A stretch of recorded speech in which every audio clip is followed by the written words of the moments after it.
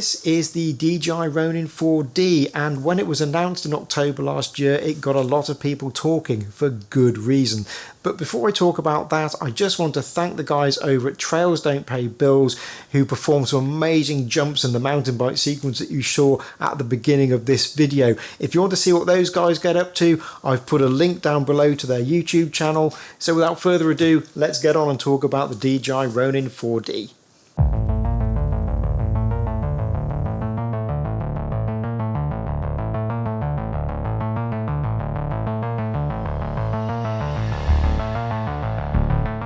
Now, as I mentioned at the top of this video, the Ronin 4D got a lot of people talking, and for very good reason indeed. This is the first professional cinema camera system to integrate a gimbal within its design. It's an unusual looking device, it has to be said, and wherever you take it, it turns heads, particularly when you turn it on and that gimbal starts to articulate. Now, it's surprising that this hasn't been done before, but I think DJI are one of the only companies that could take the risk to try this out. A few years ago, DJI made a short film called The Circle, and I believe this was the inspiration for the Ronin 4D. In that film, they used an Inspire 2 as a cinema camera, but they also took advantage of some of the unique traits a drone can bring. For example, they had a shot that started off in the sky and came down to a camera operator who caught it, and then he carried the shots onwards on the ground, and it was an impressive looking piece of cinematography. There are no options to put propellers on the Ronin 4D. This is purely a ground-based cinema camera, and it is a cinema camera. It's a full frame sensor, and it can take many of the most popular mounts out there, such as E-mount and of course DJI's own DL mount. The camera that was supplied to me only had one 35mm prime lens. Now, they did supply some of the other lens mounts such as the M mount and the E mount, but I don't have lenses that suit those systems, so I was stuck using just this single 35mm lens. But you know, that gets you thinking, it gets you a bit more creative and thinking about how you need to place the camera better. It's no biggie, and it didn't have any effect on how I was able to test out the camera system. The review camera here was supplied to us with the Zenmuse X9 with the 6K sensor in it. There is going to be an 8K version of it, which I believe can go up to 75 frames per second. There are two very unique things about the Ronin 4D, aside from the fact that it is a camera system with a gimbal built into it. The first is the LiDAR focusing system, and this uses lasers for pinpoint accuracy on the focus, whether that's manual focusing or the autofocusing. It gives you a graphical representation of the depth so you can see exactly what you're focusing on. And of course, you can use intelligent focus, whereby you can drag on the screen around an object or a person, and the camera will not only follow that object or person, but it will also focus on them as well. There are a few caveats, I will come to those later because it isn't a perfect system. But for solo shooters who might be even self-shooting, or they need an assistant, it kind of acts as an artificially intelligent camera assistant in some ways. But as I say, it's not infallible, but it can be useful. The second unique feature is to do with the gimbal itself, and that is a Z-axis. It's this arm at the back here, and what this does is it eliminates walking movement. Now, if you've ever used a Steadicam or if you've used a gimbal a lot, one of the problems that you come across is that even if you try and eliminate your steps from the shot by walking very carefully, you can still get a slight steppiness going on. And what this 4D arm does is it actually gets rid of that walkiness in the movement, and that's why it's called a Ronin 4D, because it is the fourth axis on that gimbal. It works really well indeed. There are two modes on there depending on what you're doing, and it actually uses sensors underneath the camera body itself to sense where it is in relation to the ground so that it can calculate the height of that arm. Now, the camera does have these handles either side of it, and they allow you full joystick control over the gimbal and the camera direction, as well as having a focus wheel on to allow you to control that LiDAR focusing system. From an ergonomic perspective, it works okay.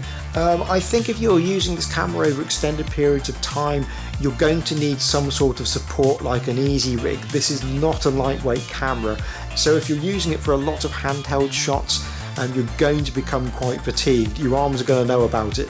Mine certainly did.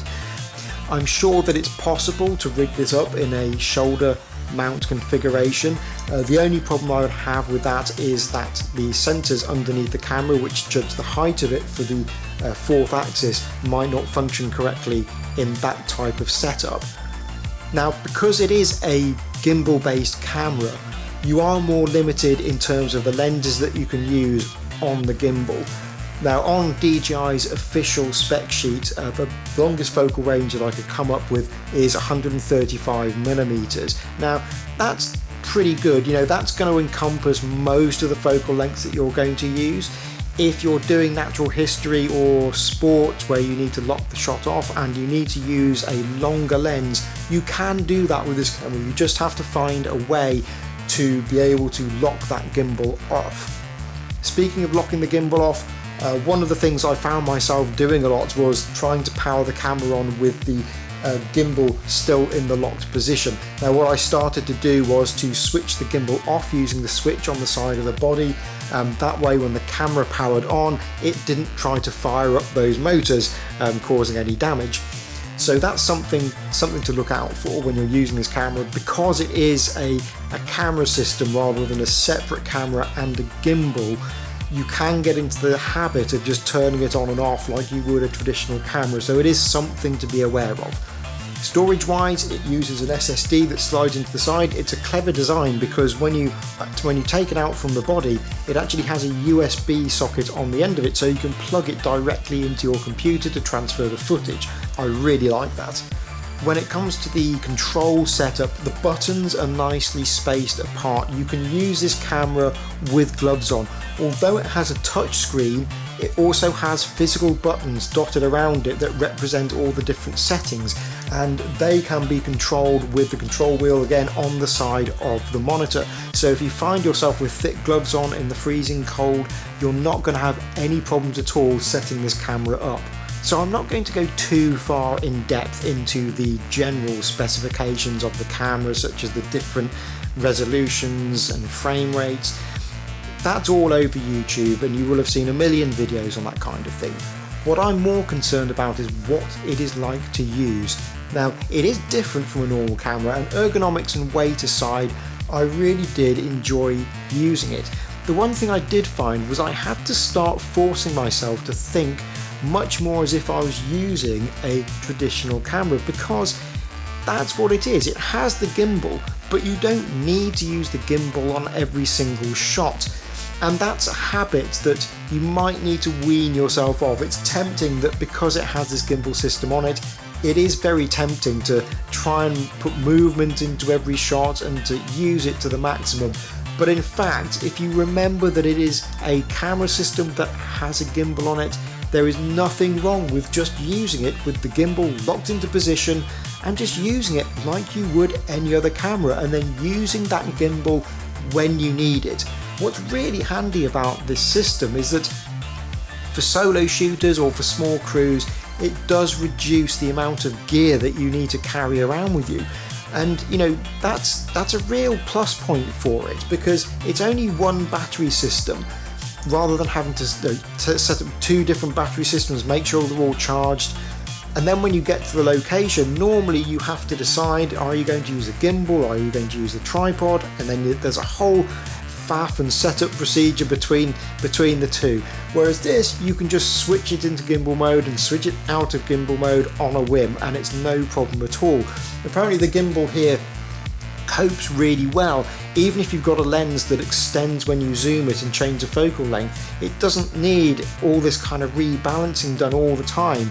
It's actually really intuitive, and it's just set up to use right from turning the on button on, really, apart from some minor calibration sometimes. The battery on this really does last really well. It's rated at about 2.5 hours, and I think that's about spot on. I didn't do any particular scientific timings on it. but the battery did last a long time, even when I was using that fourth axis to damp out walking movements, and they charge up really quickly as well. I think the charge time is about 1.5 hours, so not only do they last really well in camera, they're also quick to charge up as well. Now, are there any gotchas with this camera? It's not perfect as a first generation design, but there are so many plus points to it that I think they outweigh the negatives. There are the ergonomics, for example. That is one area in which there could be problems over extended use. The autofocus, I think, is something that's going to be a learning curve for users. So, for example, on some of the Sony cameras and the Canon cameras, their autofocus systems can continue to track people even if they go behind an object. Whereas the Ronin 4D does have a habit, even if you select a person to follow, if they go behind a tree, it will lose them and it will focus on that tree. So I think that's something that DJI could probably sort out in a firmware update. So I'm not going to complain too much about it. I think there are various settings that you can use to set up the autofocus system and tune it in the way that you want. I didn't have the time to do that in the time that I had this camera, but it is going to be a learning curve. Don't expect to just turn it on and expect to get great results straight off the bat. You are going to have to do a bit of digging and a bit of tuning and get it set up to your liking and a bit of experimentation to see what works and what doesn't. The other thing about the Ronin 4D is that it's not the fastest to start up. Now, you're not going to be using this for news gathering, for example, because if you need to catch an event straight away and you turn the camera on, you're going to have missed it by the time it's all powered up. So it isn't very fast at powering up, but if you're doing cinematography style things or indie filmmaking or corporate filmmaking, you know, that's not really going to be much of a problem. But if you're going to be doing news gathering, this isn't going to be your bag. And as well as that, because it's a gimbal based system for news gathering, given what most newses are like, I don't think a gimbal is really going to survive that kind of use anyway. The image from it is really nice.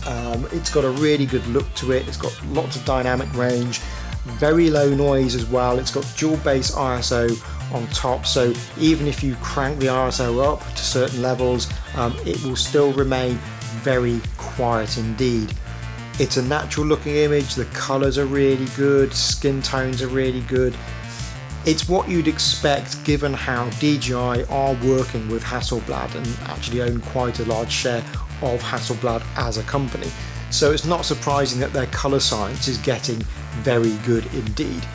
Another great thing about the system is the way that you can take these side handles off and you can put them onto the side of a DJI monitor, and you can have a second person controlling your focus and even controlling the direction of the camera, so you can really work as an integrated crew. This is not something that is relegated to the high end.